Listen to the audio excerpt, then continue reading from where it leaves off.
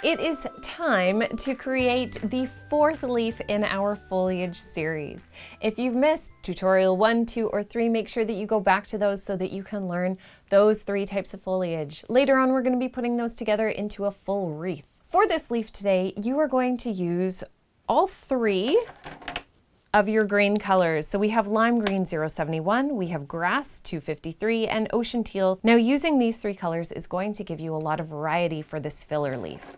It's pretty simple to do and doesn't necessarily look the best, but it's a filler leaf, and when you put it in with everything else, it's just there to fill space. Think of it like as an extra in a movie. You're not focusing on them, you're focusing on the stars, but they help to make the scene. Let's start first with our ocean teal as we work on this. What you want to do is create a teardrop shape leaf on your page. If you want to sketch something in first, you can do that, or you can always freehand it. Starting at the very top of your leaf, do a small mark to create this serrated edge that many leaves have. And you're just going to mark all the way around your leaf. And then repeat it on the other side. I find for me that one side always does better serrations. The other side, it ends up being a little bit softer. So turn your page as you need to in order to get some of those sharp edges. Next, you're going to take your water brush or a very damp paintbrush and run the edge of it right along the interior line of those serrated points. That will help to pull the paint inside. Then you're going to blend that paint further into the center, not all the way. Next, with a nice damp paintbrush, do it on the other side as well. You want to blend it in so that it looks natural, not that there's necessarily this big solid line down the side like this one has. So I see that I have lots of paint on my paintbrush. You can even take that back over to that first side just to make the blend look natural. And now with a fully clean paintbrush, go through the center of much of your leaf and pull that color in. You can also, just like all our other ones, leave some empty space, and again that looks like it's just some veining or a fold or even a strong reflection that's coming off of the leaf. If you notice that you still have quite a difference between that edge and the inside, like this side has a nice gentle blend, this one doesn't as much, you can always go back in with your wet paintbrush and pull the paint out a little bit more, or if you find that it's just taking up too much paint, try adding a touch more onto your leaf before blending that paint out. Again, we want something that doesn't look uniform because nature is not uniform. Let's now do leaves in the 2 other colors before we add anything to the inside because we need to give this time to dry. Do it in the exact same way. If you would like to, draw in a teardrop shape before going in and adding that serrated edge by using single strokes of your marker.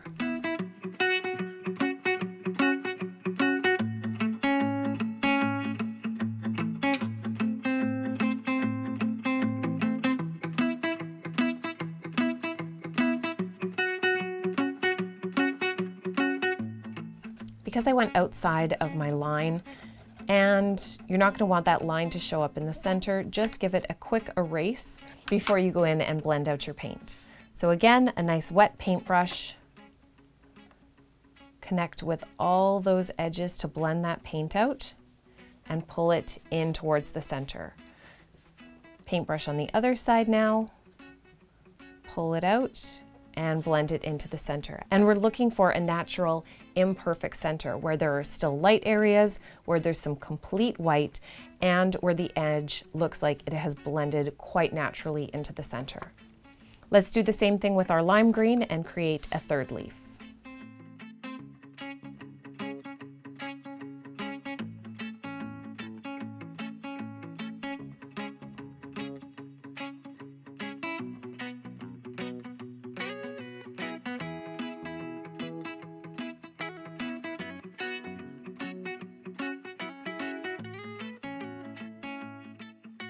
Once your leaves are dry, we can go in and add the veins. Now, this is an important part to give them some definition, but you also don't want to make it super duper heavy. The first thing you want to do is, with the same color for your ocean teal, draw a very thin line 2/3 of the way up the center of the leaf. Now you're going to use a relatively dry water brush to pull that color out. And you'll see that the capillary system allows the color to move part of the way up your stroke, and that's exactly what you want. You don't want it to be too strong.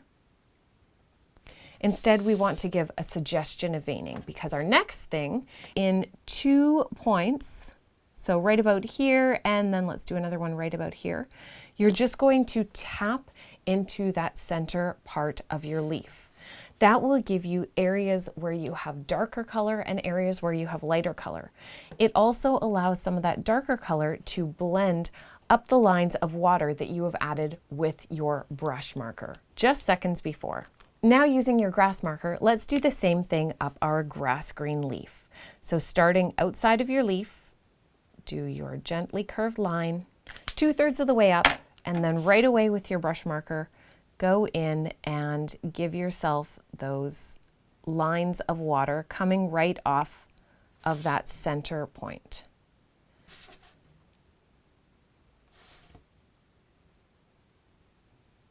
And then before that water dries, take your grass and do that same technique of adding 2, maybe even 3 points where you just go in and tap with a little bit more of the color.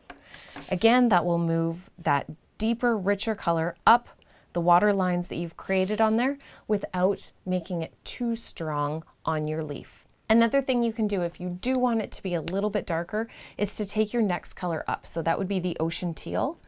And in those same points, just add like 1 or 2 little taps of that ocean teal, and it will make it even deeper and darker in that center point.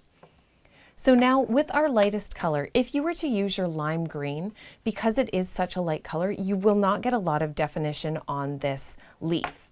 And this is something that I've learned through testing, and this is a big part of why you want to practice each of these elements, so that when you go to make a bigger piece, you don't ruin it by trying something for the very first time and realizing it didn't work very well.